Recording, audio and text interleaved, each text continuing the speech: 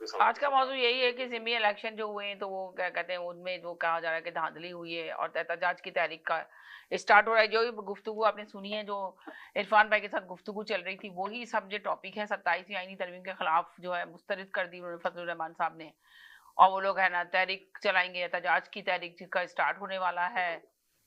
और यही खबरें कि जिम्मी इलेक्शन का जो है ना, जो अगर जीत गए हैं, जो मैंने अभी बात मेंशन की कि वो लोग जीत गए, इतना जश्न मना रहे हैं, तो फिर उनको खुशी के अंदर चाहिए कि है ना क्या कहते हैं इनके ऊपर जो पाबंदियां लगी हुई पार्टी के ऊपर तो उसकी पाबंदियों को खत्म करें। खुशी के अंदर उनको जो बेचारी औरतें जेलों में बंद हैं तो उनको रिहा करें। तो दुरानी साहब कह रहे थे, मोहम्मद दुरानी साहब जो थे उन्होंने कहा कि अब आप ये देखें ना कि उनको जो इमरान नवाज शरीफ के ऊपर बहुत ज्यादा अफसोस के साथ कहना पड़ रहा है कि मैं मियाँ साहब को क्या समझता था कि वो इन इलेक्शन का जश्न मना रहे हैं।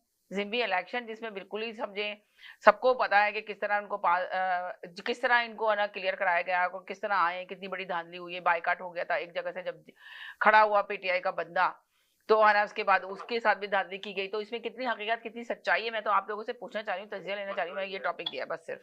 मसला ये है कि जब तजिए में ये कहा जाता है, कहीं माजी का जिक्र किया जाता है या मकाफात अमल का कहा जाता है, तो यहाँ से आपको बहुत बुरा लगता है और आप कहती है कि माजी का जिक्र नहीं करना चाहिए और हाल का और मुस्तकबिल का करना चाहिए। तो मैं यही कहना चाहूँगा, नहीं मैंने तो कहा ना कि लोग माजी को लेकर आते हैं, एक दूसरे पे माजी का डालते हैं, तो माजी में तो बहुत कुछ हुआ ना, पार्टियों के साथ बड़ा कुछ हुआ है। आप अपने माजी को नोच तो नहीं सकती। नहीं, कोई भी नहीं नोच सकता। छुपा तो नहीं सकते। हाँ तो माजी में बताएं क्या हुआ, माजी में भी आप ये कहना चाह रहे हैं कि माजी में भी हमेशा इसी तरह की वोटिंग हुई और धांधली हुई। अब बात तो सुनिए, मोहम्मद अली दुरानी से ये पूछा जाए कि आप किस तरीके से इलेक्शन जीते थे और आप कैसे इलेक्शन में जी, जो आज अगर वो नवाज शरीफ पे इल्जाम लगा रहे हैं, जो भी कहते हैं, तो उनसे ये पूछा जाए कि आप उस वक्त कितने पानी में थे जब आप इक़्तिदार में आए थे और आपको ऐवानों में लेके आया गया था और आपकी क्या पोजीशन थी और आप खुद कहाँ अजीज थे और आज बड़ी बड़ी बातें कैसे कर रहे हैं बैठ के मीडिया पर।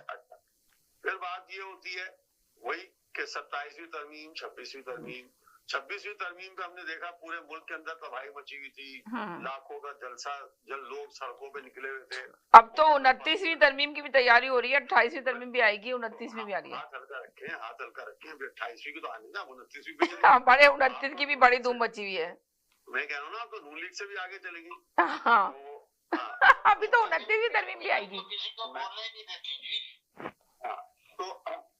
तो अभी हमने 26वीं तरमीम के हवाले से बहुत देखा था कि पीटीआई ने बहुत जबरदस्त वकीलों को बाहर निकाल दिया था, सड़कों पे लोग बेतहाशा निकल आए थे, इतनी कयामत आई कि हुकूमत को 26वीं तरमीम वापस लेनी पड़ी और नतीजे में 27वीं तरमीम लेके आनी पड़ी।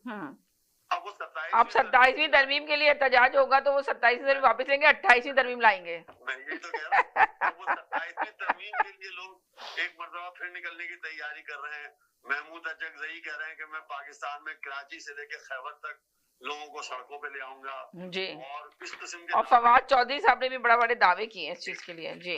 मौलाना फजलुर रहमान को एक दफा अगर हमारी जरूरत नहीं होती तो हम ये कहते हैं कि वो मुनाफिक आदमी है, वो मीडिया, वो एजेंसियों के आदमी है, और फिर हम यही ख्वाहिश करते हैं कि अगर मौलाना फजलुर रहमान हमारे साथ मिल जाए तो हम हुकूमत से ईंट से ईंट बजा देंगे। तो हमें सोचना ये पड़ेगा कि हम कहना क्या चाह रहे हैं, हम अमल क्या करना चाह रहे हैं और होना क्या है। जिस तरीके से हुकूमत या इस्टेब्लिशमेंट अपने आप, मैं बार बार ये बात को कहता हूँ कि जिस तरीके से वो अपने मकासद में आगे बढ़ रही है, जहां उन्होंने 3 सूबों के अंदर अपने इख्तिदार को कायम किया और जिस चौथे सूबे को, जिसको आप किला कहते थे, आपने आपको वहां पे महसूर किया हुआ था पीटीआई ने, और कहते थे यहाँ के परिंदा पर नहीं मारेगा, वहां पे उन्होंने परिंदे आपके पिंजरे में हाथ डाल के आपकी कौमी असेंबली की सीट निकाल ली। हरिपुर में आपको किसी भी तरीके से उन्होंने हराया, लेकिन अब उन्होंने आपके हल्के के अंदर दरार डाल दी। अब उन्होंने ये बता दिया कि आप यहाँ भी महफूज नहीं हैं। हमारा आने वाला दिन, हमारे आने वाला मकसद या हमारे आने वाला जो टारगेट है वो अब आपके सूबे के अंदर बीज करनी है। तो पीटीआई इस लिहाज से अब अपने आप को तैयार करने की कोशिश करे